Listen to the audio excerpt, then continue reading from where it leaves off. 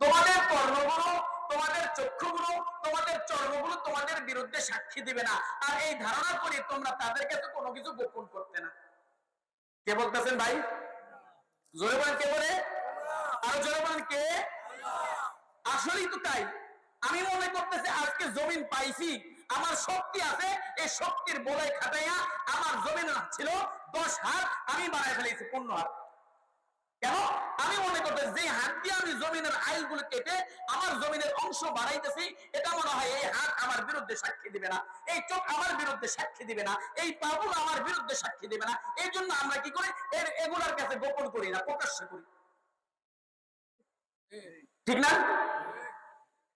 মনে করে এগুলো তো আমাদের আজকে যেরকম কথা বলতে পারে না এই হাত, আরে যেমনি মন চাই হাত এমনি ব্যবহার করুন। আমার শক্তি আছে, অমুকের ঘুষি মেরে নাক ফাটাইলাম,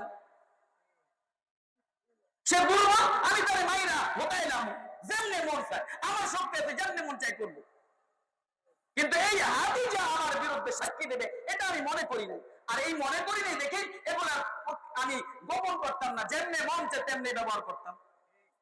ولكن ظننتم أن الله لا يعلم كثيرا مما تعملون। আল্লাহ বলতেছেন তোমাদের এই ধারণা, তোমরা মনে করতে যে তোমরা মনে করেছিলে আল্লাহ মনে তোমাদের এই কার্যকলাপ কীর্তিকলাপ সম্পর্কে আল্লাহ জানেন না। আমরা এটা ধারণা করি।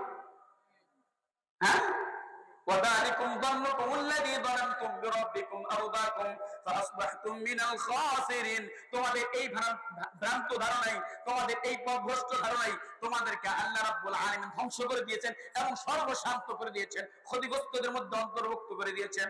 বলেন নাউযুবিল্লাহ। তাহলে আমরা যারা এই জমিন, আমার শক্তি আছে বিদায় আমি জমিনকে আত্মসাৎ করে নিলাম, আমার শক্তি আছে বিদায় জমিনকে আমি কি করেছি, আমার আইল কেটে অন্যের জমিনের মধ্যে চলে গেলাম, এটা ধারণা করে এই জমিন এই হাতগুলো আমার সাথে মনে হয় আমার বিরুদ্ধে সাক্ষ্য দিবে না, এই মনে করে তাদের কাছে গোপন করতাম না। فإن يصبروا فالنار مثوى لهم وإن يستعتبوا فما هم من المعتبين।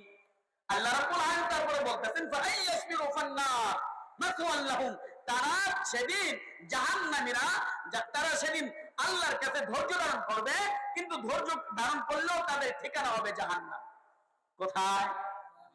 জাহান্নাম। আর সেদিন তারা আল্লাহ রাব্বুল আলামিনের কাছে অনুগ্রহ চাইবে, আল্লাহ আমাকে ক্ষমা করো, কিন্তু সেদিন অনুগ্রহ প্রাপ্ত হবে